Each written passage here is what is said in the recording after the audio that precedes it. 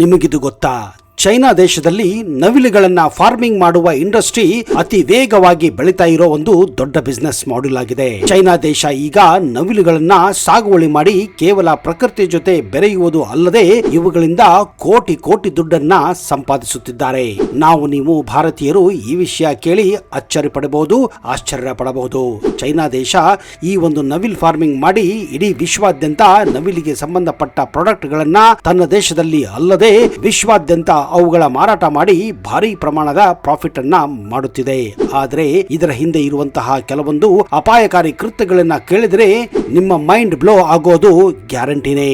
ನೀವು ಕೂಡ ಚೈನಾ ದೇಶದಲ್ಲಿ ಯಾವ ರೀತಿ ನವಿಲುಗಳ ಫಾರ್ಮಿಂಗ್ ನಡೀತಾ ಇದೆ, ಯಾವ ತಂತ್ರಜ್ಞಾನವನ್ನು ಅವರು ಇತ್ತೀಚೆಗೆ ಬಳಸುತ್ತಿದ್ದಾರೆ, ಯಾವ ರೀತಿ ಈ ಇಂಡಸ್ಟ್ರಿ ಈಗ ಮನಿ ಮಷೀನ್ ಆಗಿ ಪರಿವರ್ತನೆಗೊಂಡಿದೆ, ಯಾವ ರೀತಿ ನವಿಲುಗಳ ಮಾರ್ಕೆಟಿಂಗ್ ಚೈನಾದಲ್ಲಿ ಭಾರಿ ಪ್ರಮಾಣದಲ್ಲಿ ನಡೀತಾ ಇದೆ, ಈ ಎಲ್ಲ ನಿಗೂಢ ಮಾಹಿತಿ ನಿಮಗೆ ಗೊತ್ತಾಗಬೇಕೆಂದ್ರೆ ಮಿಸ್ ಮಾಡದೆ ಸ್ಕಿಪ್ ಮಾಡದೆ ಈ ವಿಡಿಯೋನ ಕೊನೆವರೆಗೂ ನೋಡಿ. ಆಗ ನಿಮಗೆ ಅನಿಸುತ್ತೆ ನವಿಲುಗಳ ಜೊತೆ ಏನೆಲ್ಲ ನಡೀತಾ ಇದೆ ಅಂತ.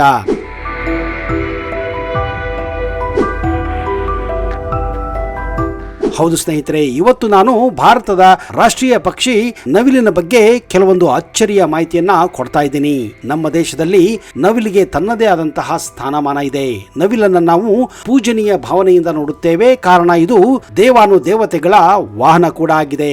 ಆದರೆ ಭಾರತದಲ್ಲಾಗಲಿ ವಿಶ್ವದಲ್ಲಾಗಲಿ ಅತಿ ವೇಗದಿಂದ ಕಾಡುಗಳ ನಾಶ ಆಗುತ್ತಿರುವುದರಿಂದ ದಿನದಿಂದ ದಿನಕ್ಕೆ ನವಿಲುಗಳ ಸಂತತಿ ಕೂಡ ಹಾಳಾಗುತ್ತಿದೆ, ಕಡಿಮೆ ಆಗುತ್ತಿದೆ. ಇದೇ ಕಾರಣ ಭಾರತದಲ್ಲಿ ನವಿಲುಗಳು ದುರ್ಬಲವಾಗಿವೆ. ವಿಶ್ವಾದ್ಯಂತ ನವಿಲುಗಳ ಸಂಖ್ಯೆ ಕಡಿಮೆ ಆದರೆ ಚೈನಾದಲ್ಲಿ ಮಾತ್ರ ನವಿಲುಗಳ ಸಂಖ್ಯೆ ಜಾಸ್ತಿ ಆಗುತ್ತಿದೆ ಅನ್ನುವ ಅಚ್ಚರಿ ಮಾಹಿತಿ ನಿಮಗಿದು ಗೊತ್ತಾ? ಇದಕ್ಕೆ ಕಾರಣ ಚೈನಾದಲ್ಲಿ ನವಿಲುಗಳ ಫಾರ್ಮಿಂಗ್ ದಿನದಿಂದ ದಿನಕ್ಕೆ ವೇಗವನ್ನ ಪಡೆದುಕೊಳ್ಳುತ್ತಿದೆ. ಇದರಿಂದ ಅವರು ಕೋಟಿ ಕೋಟಿ ರೂಪಾಯಿಗಳನ್ನ ಬಾಚುತ್ತಿದ್ದಾರೆ. ವಿಶ್ವದ ಇತರ ದೇಶಗಳಲ್ಲಿ ಪ್ರಕೃತಿ ಜೊತೆ ನಾವು ಇಲ್ಲ ಸಲ್ಲದ ಆಟವನ್ನ ಆಡುತ್ತೇವೋ ಹಾಗೂ ನಮ್ಮ ವಿಚಾರಗಳು ಎಲ್ಲಿ ನಿಲ್ಲುತ್ತವೋ ಅಲ್ಲಿ ಚೈನಾ ದೇಶದ ಪರಿಕಲ್ಪನೆಗಳು ಹುಟ್ಟಿಕೊಳ್ಳುತ್ತವೆ. ಉದಾಹರಣೆಗೆ ಚೈನಾ ದೇಶದಲ್ಲಿ ಹಾವುಗಳ ಫಾರ್ಮಿಂಗ್, ರೇಷ್ಮೆ ಹುಳುಗಳ ಬ್ರೀಡಿಂಗ್, ಕೋಳಿಗಳ ಪೌಲ್ಟ್ರಿ ಫಾರ್ಮಿಂಗ್, ನಕಲಿ ಅಕ್ಕಿಯನ್ನ ತಯಾರಿಸುವುದಾಗಲಿ, ನಕಲಿ ಮೊಟ್ಟೆಯನ್ನ ತಯಾರಿಸುವುದಾಗಲಿ ಚೈನಾ ದೇಶ ಎತ್ತಿದ ಕೈ. ವಿಚಿತ್ರ ಏನಂದ್ರೆ 1960ರಲ್ಲಿ 100 ಕೋಟಿಗಿಂತಲೂ ಹೆಚ್ಚು ಗುಬ್ಬಚ್ಚಿಗಳನ್ನ ಕೊಂದು ಹಾಕಿತ್ತು. ಅಷ್ಟೇ ಅಲ್ಲದೆ ಇತ್ತೀಚೆಗೆ 12 ಲಕ್ಷ ಮೊಲಗಳನ್ನ ತನ್ನ ಮರುಭೂಮಿಯಲ್ಲಿ ಸಾಯಿಸಿತ್ತು. ಆದ್ರೆ ಇದ್ದಕ್ಕಿದ್ದ ಹಾಗೆ ನವಿಲುಗಳನ್ನ ಸಾಕುವ ವ್ಯವಸಾಯ ಚೈನಾ ದೇಶದಲ್ಲಿ ಅತಿ ವೇಗವಾಗಿ ಬೆಳೆಯುತ್ತಿರುವುದು ವಿಶ್ವದ ಇತರ ದೇಶಗಳಿಗೆ ಅಚ್ಚರಿಯನ್ನ ಮೂಡಿಸಿದೆ. ಇದರಿಂದ ಚೈನಾ ಏನು ಮಾಡುತ್ತಿದೆ ಅನ್ನೋದು ಕೂಡ ಯಾರಿಗೂ ಗೊತ್ತಾಗುತ್ತಿಲ್ಲ. ಹೌದು, ಚೈನಾ ದೇಶದ ನಾನಾ ಭಾಗಗಳಲ್ಲಿ ಈ ಸಮಯದಲ್ಲಿ ನವಿಲುಗಳ ಫಾರ್ಮಿಂಗ್ ಭರದಿಂದ ಸಾಗುತ್ತಿದೆ. ಮೇಲ್ನೋಟಕ್ಕೆ ಇದು ನವಿಲುಗಳನ್ನ ಸಾಕುವುದು, ಸಾಗುವಳಿ ಮಾಡುವುದು ಮತ್ತು ಬ್ರೀಡಿಂಗ್ ಮಾಡುವುದು ಇದರ ಮುಖ್ಯ ಉದ್ದೇಶ ಅಂತ ಹೇಳಿಕೊಳ್ಳಲಾಗುತ್ತಿದೆ ಅಷ್ಟೇ. ಆದ್ರೆ ಇವರ ಸೀಕ್ರೆಟ್ ಅಜೆಂಡಾ ಏನು ಅಂತ ಬರುವ ದಿನಗಳಲ್ಲಿ ಗೊತ್ತಾಗಲಿದೆ ಅನ್ನುತ್ತಿದ್ದಾರೆ ಕೆಲವು ದೇಶಗಳ ತಜ್ಞರು ಹಾಗೂ ಸೀಕ್ರೆಟ್ ಏಜೆಂಟ್ಗಳು.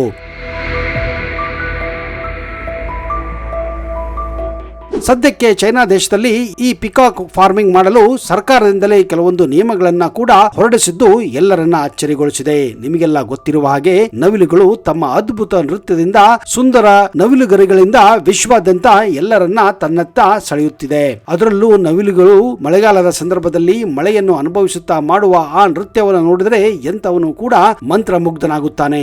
ನವಿಲುಗರಿಗಳು ಎಷ್ಟು ಸುಂದರವಾಗಿರುತ್ತವೆ ಅಂದ್ರೆ ಅವುಗಳನ್ನ ಡೂಪ್ಲಿಕೇಟ್ ಮಾಡಲು ಹಲವಾರು ತಂತ್ರಜ್ಞಾನಗಳನ್ನು ಬಳಸಿದರೂ ಕೂಡ ಯಾವುದೇ ಒಂದು ಕಾರ್ಖಾನೆಯಲ್ಲಿ ಮಾತ್ರ ಇವುಗಳನ್ನ ಕೃತಕವಾಗಿ ನವಿಲುಗರಿಗಳನ್ನ ತಯಾರಿಸಲು ಸಾಧ್ಯವಿಲ್ಲ. ಇದು ದೇವರ ಕಾಣಿಕೆ ಅಂತಾನೆ ಹೇಳಬಹುದು. ಇದೇ ಕಾರಣ ನವಿಲುಗರಿಗಳನ್ನ ದುರ್ಬಲ ಅಂತಾನೆ ಹೇಳಬಹುದು. ಅಂದ್ರೆ ಇವುಗಳನ್ನು ನೀವು ಸಲೀಸಾಗಿ ಪಡೆದುಕೊಳ್ಳಲು ಸಾಧ್ಯವಾಗುವುದಿಲ್ಲ. ಯಾವಾಗ ಒಂದು ವಸ್ತು ದುರ್ಬಲವಾಗುತ್ತದೆಯೋ ಅಂದ್ರೆ ಕಡಿಮೆ ಸಿಗುತ್ತದೆಯೋ ಅದರ ಬೆಲೆ ಕೂಡ ದಿನದಿಂದ ದಿನಕ್ಕೆ ಹೆಚ್ಚಾಗುತ್ತಾ ಹೋಗುತ್ತದೆ. ಹಾಗೆ ಅಲ್ಲವೇ ಸ್ನೇಹಿತರೆ? ಯಾವಾಗ ಒಬ್ಬ ಮನುಷ್ಯ ನಮ್ಮಿಂದ ದೂರ ಆಗುತ್ತಾನೋ ಆವಾಗಲೇ ಆ ವ್ಯಕ್ತಿಯ ಬೆಲೆ ನಮಗೆ ಗೊತ್ತಾಗುವುದು. ಅಷ್ಟೇ ಅಲ್ಲದೆ ಯಾವಾಗ ಒಂದು ವಸ್ತು ನಮಗೆ ಸಲೀಸಾಗಿ ಸಿಗುವುದಿಲ್ಲವೋ ಅದರ ಬೆಲೆ ಗಗನಕ್ಕೆ ಇರುತ್ತದೆ. ಒಂದು ಕಾಲದಲ್ಲಿ ಕರ್ನಾಟಕದಲ್ಲಿಯೂ ಕೂಡ ಗಂಧದ ಮರಗಳು ಕಾಡಿನಲ್ಲಿ ಹೇರಳವಾಗಿ ಸಿಗುತ್ತಿತ್ತು. ಆದರೆ ಯಾವಾಗ ಅವು ಕಾಡುಗಳಿಂದ ಮಾಯವಾಗಲು ಆರಂಭಗೊಂಡವೋ ಅವುಗಳ ಬೆಲೆ ಕೂಡ ಜಾಸ್ತಿಯಾಗಿದೆ. ಇಂತಹ ವಿಷಯದಲ್ಲಿ ಚೀನಿಯರ ತಲೆ ಮಾತ್ರ ಭರ್ಜರಿಯಾಗಿ ಓಡುತ್ತದೆ. ವಿಶ್ವದಲ್ಲಿ ಯಾವೊಂದು ವಸ್ತು ಸಲೀಸಾಗಿ ಸಿಗುವುದಿಲ್ಲವೋ ಅಂತಹ ವಸ್ತುಗಳನ್ನೇ ಐಡೆಂಟಿಫೈ ಮಾಡಿ ಈ ಚೈನಾ ದೇಶದವರು ಹೆಚ್ಚಾಗಿ ಅಂತಹ ವಸ್ತುಗಳನ್ನ ಅವುಗಳನ್ನ ಡುಪ್ಲಿಕೇಟ್ ಮಾಡುವುದಾಗಲಿ ಅಥವಾ ಅವುಗಳನ್ನ ಬೆಳೆಸುವ ಕೆಲಸವನ್ನ ಮೊದಲು ಮಾಡುತ್ತಾರೆ. ಹೌದು, ಇತ್ತೀಚೆಗೆ ನವಿಲುಗರಿಗಳನ್ನ ಹಲವಾರು ರೀತಿಯಲ್ಲಿ ಬಳಸಲಾಗುತ್ತಿದೆ. ಅದು ಫ್ಯಾಷನ್ ಡಿಸೈನ್ ಆಗಲಿ ಅಥವಾ ಮನೆಗಳ ಡೆಕೋರೇಷನ್ ಆಗಲಿ, ದೇವರ ಪೂಜೆ ಆಗಲಿ ಹಾಗೂ ಆಭರಣಗಳನ್ನ ತಯಾರಿಸುವುದೇ ಆಗಲಿ, ನವಿಲುಗರಿಗಳಿಗೆ ಇತ್ತೀಚೆಗೆ ಭಾರಿ ಡಿಮಾಂಡ್ ಬಂದುಬಿಟ್ಟಿದೆ. ಅಷ್ಟೇ ಅಲ್ಲದೆ ಇತ್ತೀಚೆಗೆ ನವಿಲುಗರಿಗಳನ್ನ ತಮ್ಮ ಜೊತೆ ಇಟ್ಟುಕೊಳ್ಳುವುದರಿಂದ ಅವರ ಕಿಸ್ಮತ್ ಕೂಡ ಬದಲಾಗುತ್ತದೆ ಅನ್ನೋದು ಕೇಳಿ ಬರುತ್ತಿದೆ.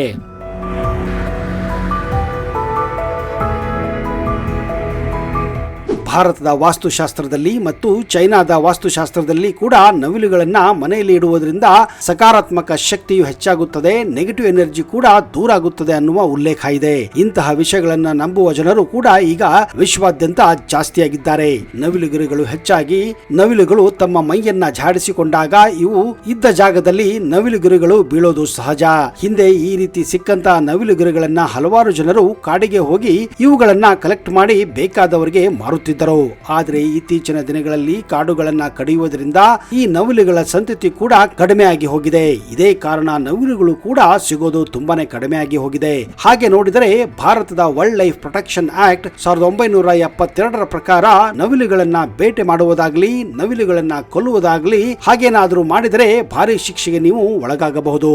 ನವಿಲು ನಮ್ಮ ಭಾರತ ದೇಶದ ರಾಷ್ಟ್ರೀಯ ಪಕ್ಷಿಯಾಗಿದೆ. ನವಿಲು ಒಂದನ್ನ ಕೊಂದರೆ ಅದು ಒಬ್ಬ ಮನುಷ್ಯನ ಕೊಂದ ಹಾಗೆ ಅಂತ ಇದನ್ನ ಕನ್ಸಿಡರ್ ಮಾಡಲಾಗುತ್ತಿದೆ. ಆದರೆ ಚೈನಾ ದೇಶದಲ್ಲಿ ಇಂತಹ ಯಾವುದೇ ಒಂದು ಕಾನೂನಿಲ್ಲ, ಕಾಯ್ದೆ ಇಲ್ಲ. ಚೈನಾ ದೇಶದಲ್ಲಿ ಏನೇ ಇದ್ದರೂ ಮಾರ್ಕೆಟಿಂಗ್ ಮಾರ್ಕೆಟಿಂಗ್ ಮಾರ್ಕೆಟಿಂಗ್, ವ್ಯಾಪಾರ, ಬಿಸಿನೆಸ್ ಅದೇ ಮೊದಲ ಆದ್ಯತೆಯಾಗಿದೆ. ಅಲ್ಲಿನ ಜನ ವ್ಯಾಪಾರಕ್ಕಾಗಿ ಏನು ಬೇಕಾದರೂ ಮಾಡುತ್ತಾರೆ ಮತ್ತು ಸರ್ಕಾರ ಕೂಡ ಅದಕ್ಕೆ ಸಾಥ್ ಕೊಡುತ್ತದೆ. ಹೇಗೆ ನಮ್ಮ ಭಾರತದಲ್ಲಿ ಕೋಳಿ ಫಾರ್ಮಿಂಗ್ ನಡೆಯುತ್ತದೆಯೋ ಅದೇ ರೀತಿ ಚೈನಾ ದೇಶದಲ್ಲಿ ಈಗ ನವಿಲುಗಳ ಫಾರ್ಮಿಂಗ್ ಭರದಿಂದ ಸಾಗುತ್ತಿದೆ.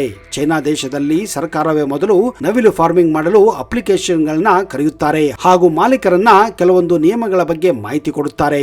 ಇದು ಒಂದು ರೀತಿ ನೀವು ಮನೆ ಕಟ್ಟಲು ಸರ್ಕಾರದಿಂದ ಪರವಾನಗಿ ಪಡೆದ ಹಾಗೆ. ಯಾವಾಗ ಈ ಎಲ್ಲ ನಿಯಮಗಳನ್ನ ನೀವು ಅನುಸರಿಸುತ್ತೀರೋ ಆವಾಗಲೇ ನಿಮಗೆ ನವಿಲು ವ್ಯವಸಾಯಕ್ಕೆ ಅನುಮತಿ ಸಿಗುತ್ತದೆ. ಹೀಗೆ ನಿಮಗೆ ಲೈಸೆನ್ಸ್ ಸಿಕ್ಕ ನಂತರ ನೀವು ನವಿಲುಗಳ ವ್ಯವಸಾಯನ ಪ್ರಾರಂಭಿಸಬಹುದು.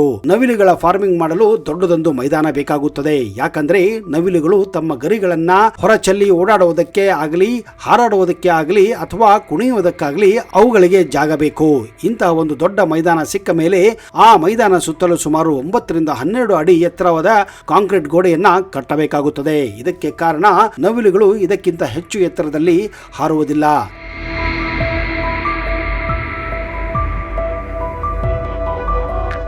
ನವಿಲುಗಳು ಹೆಚ್ಚು ನಾಜೂಕಾಗಿರುತ್ತವೆ. ಅದೇ ಕಾರಣ ಬೇರೆ ಬೇರೆ ಸೀಸನ್ಗಳಿಂದ ಅಂದ್ರೆ ಚಳಿಗಾಲ ಆಗಲಿ, ಬೇಸಿಗೆ ಆಗಲಿ ಅಥವಾ ಮಳೆಯಿಂದಾಗಲಿ ಅವುಗಳನ್ನ ಬಚಾವ್ ಮಾಡಲು ಅಲ್ಲಲ್ಲಿ ಕೆಲವೊಂದು ಶೆಲ್ಟರ್ಗಳನ್ನ ಕೂಡ ತಯಾರಿಸುತ್ತಾರೆ. ಅಷ್ಟೇ ಅಲ್ಲದೆ ಶೆಲ್ಟರ್ಗಳಿಗೂ ಕೂಡ ನವಿಲುಗಳು ಓಡಾಡಲು ಸ್ಪೆಷಲ್ ಆದಂತಹ ಜಾಗವನ್ನ, ಮರಗಳನ್ನ, ಕೆಲವೊಂದು ಕಾಂಕ್ರೀಟ್ ಬ್ಲಾಕ್ ಗಳನ್ನ ಮತ್ತು ನೀರಿನ ಟ್ಯಾಂಕ್ ಗಳನ್ನು ಕೂಡ ಕಟ್ಟಿರುತ್ತಾರೆ. ಇಷ್ಟೆಲ್ಲ ಮಾಡಿದ ನಂತರ ಇಲ್ಲಿ ನವಿಲುಗಳು ಓಡಾಡಬಹುದು. ಇದರಲ್ಲಿ ಗಂಡು ಹಾಗೂ ಹೆಣ್ಣು ನವಿಲುಗಳು ಕೂಡ ಇರುತ್ತವೆ. ವರ್ಷದಲ್ಲಿ ಮಾರ್ಚ್ ನಿಂದ ಸೆಪ್ಟೆಂಬರ್ ತಿಂಗಳವರೆಗೆ ನವಿಲುಗಳ ಮೇಟಿಂಗ್ ಸಮಯ ಅಂದ್ರೆ ಮಿಲನದ ಸಮಯ.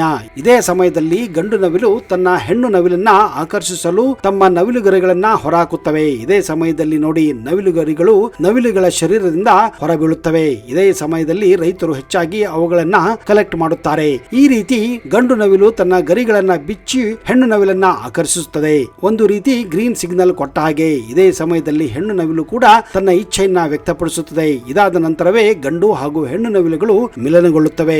ಒಂದು ಮಾಹಿತಿಯ ಪ್ರಕಾರ ನವಿಲುಗಳ ಮಿಲನವನ್ನ ಕಣ್ಣಾರೆ ಕಂಡರೆ ಜೀವನದಲ್ಲಿ ಉತ್ತಮ ಗಳಿಗೆಗಳು ಬರುತ್ತವೆ ಎನ್ನುವ ನಂಬಿಕೆ ಭಾರತದಲ್ಲಿ ಅಲ್ಲದೆ ಚೈನಾ ದೇಶದಲ್ಲಿಯೂ ಕೂಡ ಇದೆ. ಇದೇ ಸಮಯದಲ್ಲಿ ಇಂತಹ ಫಾರ್ಮ್ ಗಳನ್ನ ನೋಡಲು ಜನರು ಇಲ್ಲಿ ಟಿಕೆಟ್ ಕೊಟ್ಟು ನವಿಲು ಫಾರ್ಮಿಂಗ್ ಟೂರ್ ಮಾಡುತ್ತಾರೆ. ಇದರಿಂದ ಕೂಡ ದುಡ್ಡನ್ನ ಈ ಚೈನೀಸರು ಗಳಿಸುತ್ತಿದ್ದಾರೆ. ಹೀಗೆ ಗಂಡು ಹೆಣ್ಣಿನ ಮಿಲನ ನಂತರ ಸುಮಾರು 4 ರಿಂದ 5 ವಾರಗಳ ನಂತರ ಹೆಣ್ಣು ನವಿಲು 3 ರಿಂದ 4 ಮೊಟ್ಟೆಯನ್ನ ಇಡುತ್ತದೆ. ಈ ಮೊಟ್ಟೆಗಳನ್ನ ನವಿಲು ಗೂಡುಗಳಲ್ಲಿ ಅಥವಾ ಉಷ್ಣವಾದಂತಹ ಜಾಗದಲ್ಲಿ ಇಡಲಾಗುತ್ತದೆ. ಮೊಟ್ಟೆಗಳ ಆಕ್ಯುಪೇಷನ್ ಪೀರಿಯಡ್ 27 ದಿನದಿಂದ 30 ದಿನಗಳವರೆಗೆ ಇರುತ್ತದೆ. ಯಾವ ರೀತಿ ಕೋಳಿಗಳು ತಮ್ಮ ಮೊಟ್ಟೆಗಳಿಗೆ ಶಾಖವನ್ನ ಕೊಡುತ್ತವೆಯೋ ಅದೇ ರೀತಿ ನವಿಲುಗಳು ಕೂಡ ತಮ್ಮ ಮೊಟ್ಟೆಗಳಿಗೆ ಶಾಖವನ್ನ ಕೊಡುತ್ತವೆ.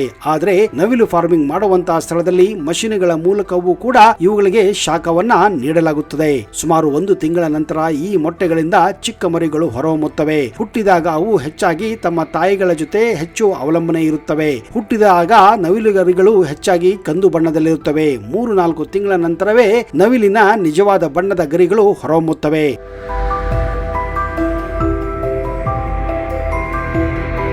ಗಂಡು ನವಿಲು ತಮ್ಮ ಅದ್ಭುತ ಬಣ್ಣದ ಗರಿಗಳನ್ನ ವಿಕಾಸಗೊಳಿಸುತ್ತವೆ. ಈ ಪಿಕಾಕ್ ಫಾರ್ಮಿಂಗ್ ಸಂದರ್ಭದಲ್ಲಿ ಇದನ್ನ ಬಳಸುವ ರೈತರು ಈ ನವಿಲುಗಳಿಗೆ ಧಾನ್ಯಗಳನ್ನ, ಕ್ರಿಮಿ ಕೀಟಗಳನ್ನ ಆಹಾರವಾಗಿ ಕೊಡುತ್ತಾರೆ. ಅಷ್ಟೇ ಅಲ್ಲದೆ ಹಾವುಗಳನ್ನ, ಮೀನುಗಳನ್ನ ಕೂಡ ಇವುಗಳಿಗೆ ಪೂರೈಕೆ ಮಾಡುತ್ತಾರೆ ಮತ್ತು ಅವುಗಳಿಗೆ ನ್ಯೂಟ್ರಿಷನ್ ಮತ್ತು ಮಿನರಲ್ಸ್ ಗಳ ಹೆಚ್ಚಿಗೆ ಕಾಳಜಿ ವಹಿಸುತ್ತಾರೆ. ಈಗ ನಿಮಗೆ ಈ ಫಾರ್ಮಿಂಗ್ ಮಾಡುವುದರಿಂದ ಚೈನಾ ದೇಶದ ರೈತರು ಯಾವ ರೀತಿ ದುಡ್ಡನ್ನ ಗಳಿಸುತ್ತಿದ್ದಾರೆ ಅಂತ ನೋಡೋಣ.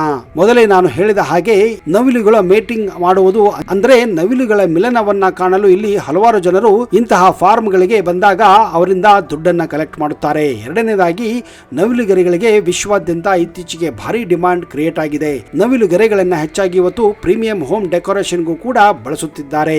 ಅಷ್ಟೇ ಅಲ್ಲದೆ ಇತ್ತೀಚೆಗೆ ಫ್ಯಾಷನ್ ವರ್ಲ್ಡ್ ನಲ್ಲಿ ನವಿಲುಗರಿಗಳ ಡಿಸೈನ್ ಭಾರಿ ಬೇಡಿಕೆಯನ್ನ ಚೆಲ್ಲುತ್ತಿದೆ. ಇತ್ತೀಚೆಗೆ ಹ್ಯಾಂಡಿಕ್ರಾಫ್ಟ್ ನಲ್ಲೂ ಕೂಡ ನವಿಲುಗರಿಗಳನ್ನ ಬಳಸುತ್ತಿದ್ದಾರೆ. ಹೀಗೆ ಜೀವನ ಪರ್ಯಂತ ನವಿಲುಗಳನ್ನ ಸಾಕಿದರೆ ಅವುಗಳ ಗರಿಗಳಿಂದ ನೀವು ದುಡ್ಡನ್ನ ಸಲೀಸಾಗಿ ಮಾಡಬಹುದಾಗಿದೆ. ನವಿಲುಗಳು ಒಂದು ವೇಳೆ ಕಾಡಿನಲ್ಲಿ ಇದ್ದರೂ ಹೆಚ್ಚಾಗಿ 25 ವರ್ಷ ಕಾಲ ಬದುಕುತ್ತವೆ. ಆದರೆ ನೀವು ಫಾರ್ಮ್ ನಲ್ಲಿ ಇಟ್ಟರೆ ಅವುಗಳು 40 ವರ್ಷಗಳವರೆಗೂ ಕೂಡ ಬದುಕಬಹುದು. ನವಿಲುಗರಿಗಳ ಸುಂದರತೆ ಇವುಗಳನ್ನ ಈಗ ಒಂದು ಪ್ರೀಮಿಯಂ ಉತ್ಪಾದನೆ ಅಂತ ಪರಿಗಣಿಸಲಾಗಿದೆ. ಇವುಗಳ ಬಳಕೆ ಕೇವಲ ಮನೆಯನ್ನ ಸುಂದರ ಮಾಡುವುದು ಅಲ್ಲದೆ ಧಾರ್ಮಿಕ ಕ್ಷೇತ್ರಗಳಲ್ಲೂ ಹೆಚ್ಚಾಗಿ ಬಳಸುತ್ತಾರೆ. ಇದು ಕೇವಲ ಹಿಂದೂ ಧರ್ಮದಲ್ಲಿ ಅಲ್ಲದೆ ಇಸ್ಲಾಂ ಮತ್ತು ಕ್ರಿಶ್ಚಿಯನ್ ಧರ್ಮದಲ್ಲೂ ಕೂಡ ಬಳಸುತ್ತಾರೆ. ಇದರಿಂದ ನವಿಲುಗಳ ಫಾರ್ಮಿಂಗ್ ಮಾಡುವುದರಿಂದ ನಿಯಮಿತವಾದ ಇನ್ಕಮ್ ಗಳಿಸಬಹುದಾಗಿದೆ. ಅಷ್ಟೇ ಅಲ್ಲದೆ ಇದೊಂದು ಸ್ಥಿರವಾದಂತಹ ವ್ಯಾಪಾರದ ಮಾಡೆಲ್ ಕೂಡ ಆಗಿದೆ. ಅಷ್ಟೇ ಅಲ್ಲದೆ ನವಿಲುಗಳು ತಮ್ಮ ಕೊನೆಯ ವರ್ಷಗಳಲ್ಲಿ ಇದ್ದಾಗ ಇದರ ವ್ಯವಸಾಯ ಮಾಡುತ್ತಿರುವಂತಹ ರೈತರು ಇವುಗಳನ್ನ ಕಸಾಯಿಖಾನೆಗೆ ಕೊಟ್ಟು ಮಾರಿಬಿಡುತ್ತಾರೆ. ಇದರಿಂದ ನವಿಲುಗಳ ಮಾಂಸ ಕೂಡ ಮಾರಾಟವಾಗುತ್ತದೆ. ಅಷ್ಟೇ ಅಲ್ಲದೆ ಚೈನಾ ದೇಶದಲ್ಲಿ ನವಿಲಿನ ಮಾಂಸಕ್ಕೆ ಭಾರಿ ಡಿಮ್ಯಾಂಡ್ ಇದೆ. ಇವು ಹೆಚ್ಚಾಗಿ ದೊಡ್ಡ ದೊಡ್ಡ 5 ಸ್ಟಾರ್ ಹಾಗೂ 7 ಸ್ಟಾರ್ ಹೋಟೆಲ್ಗಳಲ್ಲಿಯೇ ಇವುಗಳ ಮಾಂಸವನ್ನ ನೀವು ನೋಡಬಹುದಾಗಿದೆ.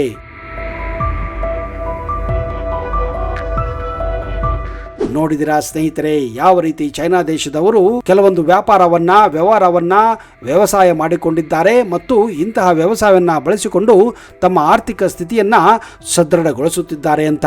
ಸ್ನೇಹಿತರೆ, ಇದರ ಬಗ್ಗೆ ನಿಮಗೆ ಹೆಚ್ಚಿನ ಮಾಹಿತಿ ಬೇಕಂದ್ರೆ ಮುಂದಿನ ವಿಡಿಯೋಗಾಗಿ ಕಾಯಿರಿ ಹಾಗೂ ಇದರ ಬಗ್ಗೆ ನಿಮ್ಮ ಅನಿಸಿಕೆಯನ್ನ ಕಮೆಂಟ್ ಬಾಕ್ಸ್ ಅಲ್ಲಿ ಹಾಕಿ.